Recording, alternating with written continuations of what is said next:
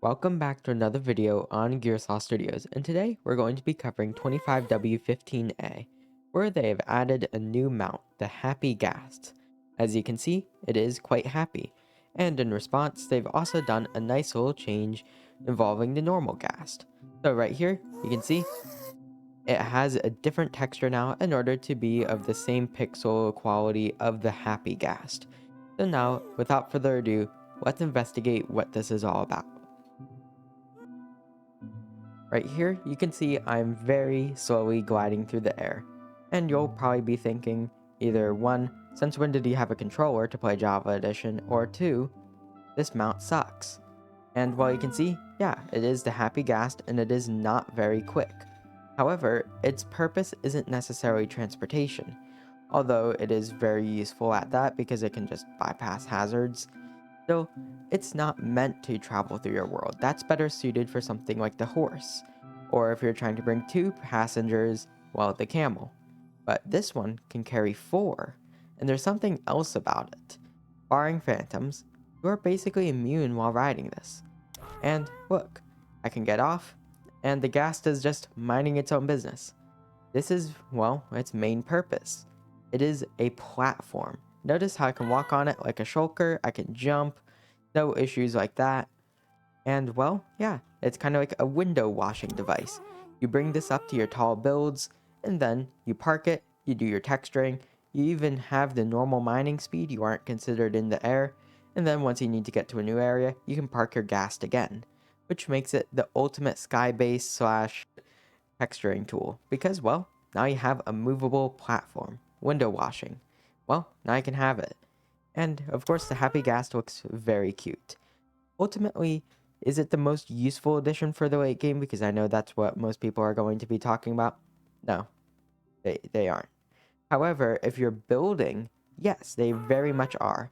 They're slow, but they can have multiple passengers, which makes it a good mid-game option. All things considered, it is very easy to get them, rather than having to explore excessive amounts of your world to find some ocean ruins for your sniffers, and of course they're decorative. But think of it like that. Well, the Ghast here, its harness is very simple to craft. And, well, here, let's look at how to craft the harness. So, I'm going to get myself a crafting table. Do I already have the recipe? Yep. You can see right here, wool, 2 pieces of glass, 3 leather. Very easy. And then, for the Ghast itself, you're going to have a little bit of a harder time. And it arguably has one of the most unique obtainment methods of any animal in the game. Out here in the Ghast's natural environment, the Nether, you're going to find something hidden around. You can see it's looking as barren as always, random wither skeletons because actually remarkable Nether fortress placement. But you can see here, there's a very sad looking Ghast. This is the dried Ghast. And you can see, well, it's certainly a creature, and it spawns nearby the bones. Then you can pick it up, instantly mineable. And it is in fact called dried Ghast. It's uncommon. And then, if you want, well, we can play the easy version of this. And then we can just craft it. Yeah, you can craft a dried Ghast. If you're wondering about stackability, right to 64. So get myself back to the overworld. And, oh, turtles. Well, anyways, the Happy Ghast has a really strange way of growing up. You could see it looked very sad, burnt out over there. Average college student. But now, you can bring it to the ocean or any body of water and place it. And it made a cute little noise. Here, we can listen to it again. And now, you can see it's hydrating. It will take 20 minutes to fully hydrate. And we pull out the debug stick. Here are some of its states. So then it gets a little less, it's unhappy. And then it's looking like the normal Ghast. And now it's happy. And yes, this is how you grow the Happy Ghast. Now, after that little submersion, you can see it is now hatched into a cute little Ghastling. And usually I'm not one for animals in this game, but wow, it's actually really cute. And you can see, well, it's a baby. But this actually has a lot of implications about the Ghast, because evidently they want to be hydrated, and now it's happy. Which suggests the nether was a bit more habitable originally, hence why the piglins are able to exist. So overall, all the ghast in the nether are absolutely miserable, and that's why I can get ghast tears. But these ones, they're happy. They are hydrated. And of course, there is in fact an advancement called Stay Hydrated. There is also another one unrelated to all this, involving the Pale Garden, because, well, it was a little confusing. There we go. So yeah, this is a new advancement. But you can see, it's a little ghast wing, and it likes snowballs. Which also implies a lot of things about the ghast. They want to be hydrated, which means all the ghast in the nether must be quite old, especially since the Happy Ghast isn't breedable. So, yeah, maybe you could make ghast go extinct in a hypothetical scenario. But anyways, with this ghast, you can see I fed it enough and it has grown up.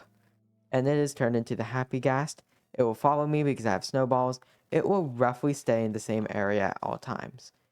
Then, you can see, you can give it the harness. And, well, if you want it to come down, well, eventually it will, especially if you have snowballs for it. In order to take the harness off, it's the same way you do for the dogs. And of course, there is a harness color for all 16 primary colors in Minecraft. With our new Happy Ghast now fully grown, it's a little bit of an adventure to try to get it growing up. But still, it's a very useful tool for early game transport, getting over mountains, nether transport actually, although other ghasts might pose an issue. And of course, building, which is its primary purpose. And then some other stuff about it. If you go all the way up into the clouds, it will regenerate faster. So in case this is somehow a combat ghast, okay. And then for something else, you can actually stick mobs on it. So let me do set block, whatever. We can say acacia log today. And if I get something, something all mean, like a vindicator on it, well, if I can actually get it on, essentially, the ghast will stand still until a player has been off of it for 0.5 seconds. If you're using it for mob transport, be careful, because it will just toss all the mobs off of it. Now for the locator bar. This is locked behind an experiment for some reason. I'm not entirely sure about that. Oh look, this mountain is literally touching sea level. There's an emerald ore literally below the landmass. But anyways, right here you can see my XP bar has been replaced with a locator bar. And this allows you to locate players, or in this case, mobs. I had to manually set these mobs to transmit. But anyways, these allow you to locate, well, people better. You can track people up to 6 million blocks away or so, which allows you to work much better in multiplayer. If you get XP, then it will cancel out for a moment. So here, if I get myself a bottle like this, and then I throw it up, you can see, for a moment it changes to XP. And then eventually it will change to locator bar again. It will show once you're within like 120 degrees facing the target, and this will allow you to, well, track things. If you're sneaking or wearing a mob head, then it will not pick up. Essentially, it's not going to ruin stealth, because it also doesn't work if you have invis enabled. Essentially, this allows you to work better in multiplayer without disrupting your PvP experiences. The only thing it might hurt is hide and seek, and in this case, you can actually just disable it by game rule. And with that, it's the end of today's video. If you enjoyed this video, remember, please like and subscribe. And if you have a ghast farm, I strongly encourage you to make too many Happy Ghast in order to ruin the area around your friend's base. So either way, enjoy the rest of your day. Gearsaw out.